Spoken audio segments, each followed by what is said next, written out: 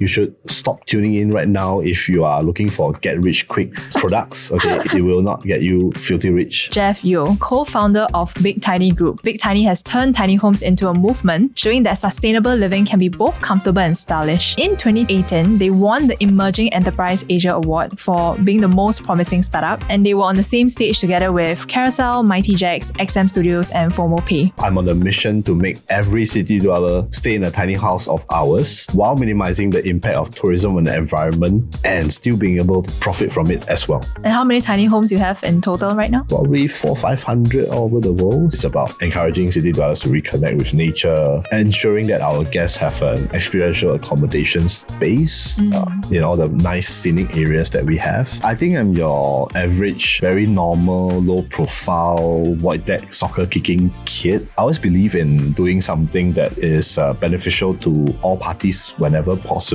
beneficial to the community, beneficial to the people I sell to, beneficial to the environment and all that. Let's talk about COVID. When situations like COVID happen, it actually cuts out the source of business completely. We decided to make the painful decision of closing the holiday rental site of Big Tiny. And what would you say to business owners who also have a dream like you? It's about how you can still push through despite the odds being stacked up against you. Welcome back to session 2. Jeff, so after your first massage tech business, where were you going towards? You had any other initiatives in between or? No, I think that was my final big thing before Big Tiny. Yeah, because after that, I think I went back into the advertising line where I was doing more of the account servicing role, for big brands. I see. And what sparked you with the idea to be part of Big Tiny? So it started one late night at Punggol Safra McDonald's where Mr. Adrian Chia actually caught up with me, and then he was sharing about this new venture over Ice Milo, and I was like thinking, wow, this is an interesting new business idea that he had, and again, it's sort of it's very much aligned to my personal principles of, I guess, doing something that benefits a lot of people. So this tiny house business, I guess, benefits the environment, benefits the society as well. So I agreed to invest during the angel round itself, and then, of course, eventually join Big Tiny officially to do the marketing and the sales portion as well. Yeah. Yeah. So angel round means you're one of the 3 Fs in investing: friends, families, or fools. Yeah. I hope that I belong to the friends category as opposed to being the fool. Yeah. So what do you see in the business that made you want to invest? And at that point in time, one investment size was about 80, 90K. It was quite significant. No. So basically the investment size back then was different. That was for equity round. So it's not like the selling of tiny houses one, which is about 80K, 90K. So it was much smaller back then because at the very start, all Big Tiny had was a pitch, a presentation deck, for example, an idea and concept that has not been tried and tested. But like I mentioned earlier, what really made me want to do it was the fact that it could actually impact the environment, or rather have less impact on the environment of tourism. It would also be impacting the lives of many people as well, be it through enhancing their travel experiences, be it through giving back to society by working with rural landowners and helping them earn a source of secondary income, or be it through the clients who buy the tiny houses, whereby they could actually earn a very stable source of passive income. Yeah, so these are things that really appeal a lot to me in a business. Yeah. Well, there's a lot to unpack, right? But let's start with somewhere that's closer to home, investment. Because the idea of passive income, passive investment, right, have been spoken about many, many times over and over again in Singapore, right? Especially where we are all in the very high stress environment, and we are the state first world country where a lot of standard of living and cost of living becomes one of the main talking points and issues as well when we retire. Yep. So what was your investment journey like, right, throughout your years of your life, not just when you entered Big Tiny? What was your first investment in? I would say I am a late bloomer in terms of the investment game, because I was playing all my life and enjoying myself more because back then I have this theory where 钱是赚来花的, or to the English speaking audience, it's like money is earned so that you could spend it to enjoy yourself, which I still believe to a certain extent today.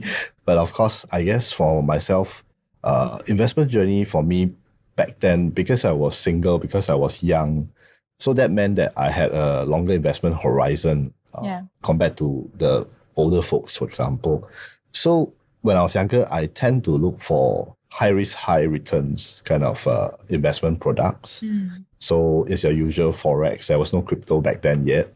Or maybe I haven't noticed about crypto back then. If not, I will be a millionaire or multi-millionaire today, probably. But I guess it was more Forex and those, guilty to say, but get rich quick schemes, which promises like astronomical returns per annum and all that. So that was how I actually started my investment journey. Yeah. What was your very first investment that you remember? Yeah, I remember going down the more proper route, registering for a poems account. And then the interesting thing that I did back then was, out of some intuition, I went to download financial reports of the company that I thought was interesting. Then I plotted it in Excel, generated a graph, and then somehow I thought, without any investment knowledge, I saw that the line was going up. So I thought, yeah, this is a good buy. So I went on to buy a total of 2 stocks, if I'm not wrong. How much is that worth, if you remember? I can't remember, but I remember during my posting sessions to friends that I made 30% ROI from that. But I think I held it for maybe 2 or 3 years, if I'm not wrong. Yeah, so that was my first rodeo in terms of investing properly. Yeah. And that probably gave you the booster confidence to do something similar with that kind of reward. Something like that, yeah. 30% is how long? Over 2-3 years. Wow, that's really high. Yeah. Yeah. So what was your next one later? Next one, I think, would be Forex and all that. So investing in a lot of Forex, I would say black box investing, where you just put the money in, they generate reports, and then you get your returns. And how did that work out for you? It was all fine and dandy at the start, and then the usual scam process is always fun and dandy at the start, and then the payments gets delayed, and then until there's no payment, and then you don't hear anything from the company. Yeah. And that was how long ago, you remember? Probably at least 10-20 years back, I guess. And how invested were you in that? Few K back then. Few K. Yeah. Yeah. And how do you feel during the process? I felt that I guess I could have done more due diligence, did more checks, but I think guiltily, I also admitted to the fact that it is my fault because I was greedy, for the high return. So in return, I guess it will be high risk for sure. And then to actually face this kind of end results, I think is something that I deserve as well. Yeah. And was that the first time you officially got scammed? Yeah. That was the first time, I think. And after that, I suppose maybe you would have wisened up a bit and, be more prudent. What happened later on? I guess later on, the way that I looked at investments changed purely because the circumstances around me changed as well, where I got married, I have kids and everything. So as I mentioned earlier, basically, when you are alone, I am free to do everything because my decision affects myself and I can be responsible just for myself. So when you have a family behind, it changes things a lot. So I started to look at investments, which first of all, I understand how that revenue is generated, for example, and then how transparent the process is. Of course, the investment quantum, the returns, whether it is a reasonable reward based on the risk level. And then last but not least, something that I hold on very truly is also the exit strategy. Not to say that I don't invest in things that do not have a exit strategy, but I feel that products with a proper exit strategy enables me to plan much easier. my finances, because different people's life stages would require different kind of products with different lock-in periods, for example. Yeah. So, but if you know the very clear exit strategy, it enables you to plan way in advance. Yeah. Which makes you better prepared, I guess. Yeah. I want to unpack a bit more about the idea of black box investing and to really describe it, what it felt like, because a lot of Singaporeans are in the same boat. And I believe if you speak to out of 5 Singaporeans, maybe 1 or 2 got scammed before, right? So in that process, because I remember during a webinar, you talk about how you lost almost 6 figures to that, right? How did it snowball into something so big? I guess it's about how at the start you would put a little bit first. I guess most Singaporeans would do that, or most people who invest in black box would do that. Yeah. You invest a little bit, you try it out, and if the money is coming back to you properly, that is when the tap opens more and the big money starts flowing in. Yeah. And then you'll probably still be fine and dandy for a while more before maybe you start to see signs of red flags coming up and the late payments and no payment even. And how do you rack up to 6 figures then? So initially you put a few thousand, I suppose. Few thousand, then tens of thousands, then yeah. I mean, the 6 figures is basically a few added up together, and also the promise of the returns that were supposed to be accorded to me. What was the return that was promised back then? 20%. Wow, that's really high. And year. That's not the highest actually. So there are also, like, for example, 60-70% per annum. That's like 20% for 2 weeks. Wow. Stuff like that's that. Crazy. Yeah. Yeah. Yeah. So I believe a lot of Singaporeans are very skeptical, right? And they might go like, no lah, it will never happen to me. Right? So could you describe how were you like before and during the process that led you to change your mind and go like, okay, let me invest more because it seems believable? What was that switch for you like? The switch would be probably stable payments coming in from the start. Then how long was it for the stable payments? 3 months. Right. As in the turning point was 3 months when I will decide that I want to put in more. The responsiveness of the salespeople as well at the very start. So this assured me in a certain way before I decide to put in more of the investment. So for people that are hearing this, right, what will be some of your protective measures, right, to make sure that you don't get into black box investing? Or how do you even first identify what is black box investing?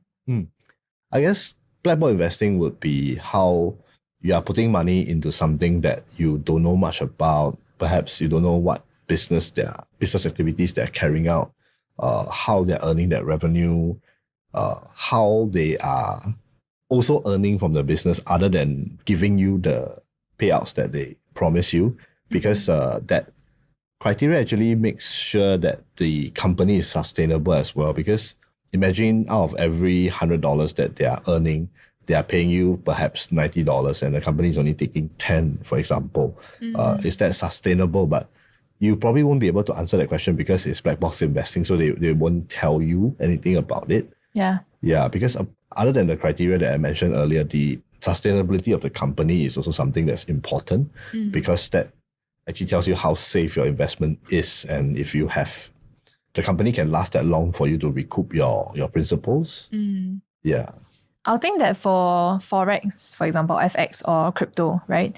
Usually maybe people won't think of it as a business behind, right? Because everyone is talking about it. It almost seems like a mass product. It almost seems like it's listed on stock market and everyone kind of have a stake to play in it.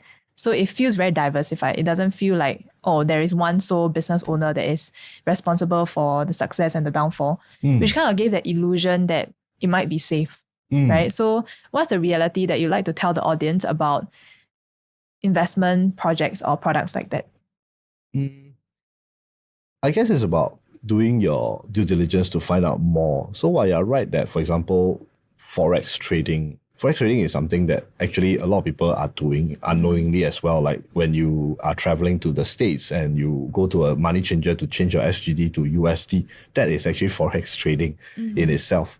And then, of course, if you want to earn money, is you keep whatever USD you have left, wait for the value of USD to go up, and you change it back to Singapore dollar. There you have it. You already made some percentage increase in your returns, per se. So what businesses do with that is they take that as a part of their business, and then they will build it into a whole business model or concept. So one way to measure it is basically looking at that business concept and based on your own knowledge or your own due diligence, whether that is a sound business model at all. Yeah, before deciding whether or not to dive in. Because if it doesn't even make sense, then, you know, it is a bit risky or it's a very major red flag. Yeah. So interestingly, you mentioned that, right? Because a lot of business, they use these major vehicles and then they do their own spin-off. So there'll be, it's kind of like a service that they are doing where they gather a sum of money, they invest into a pocket of investment vehicles, and they say that, oh, I am fund managing, right? And this is my track record. So in a way, you cannot see yourself as investing into, for example, over-the-counter US dollars, right? It's not as simple as that. Because it's a business model built behind this group of service that you have to then study the business model, whether it's sustainable or not. I see. It's a very interesting thought. So based on that, right? Okay, so that's black box investing. Then what are the terms and conditions or the criteria to tell yourself if you want to invest in anything that's safe? What do you say? Like I say, number one would be in terms of how transparent they are, in terms of sharing with you how the whole business model is like, how they are actually earning you your money. And of course, I would say looking at tangible things, like if you are buying something, is there really that thing that belongs to you, and stuff like that. So something that I guess is more transparent in terms of the model, whether the rate of returns is reasonable or fair, for example, and also taking a look at, for example, the industry that business is in, and comparing the returns to the one that you're looking at buying into or stuff like that. Yeah. And if it's a bit too high, is there any reasons why they are able to give you that higher rate of return as opposed to the normal industry benchmark standards, for example? Yeah. Credibility as well. I see. And overall, I guess that led you to Big Tiny because you use the same investing principles to build Big Tiny and be able to give a win-win situation to your investors as well. Yep.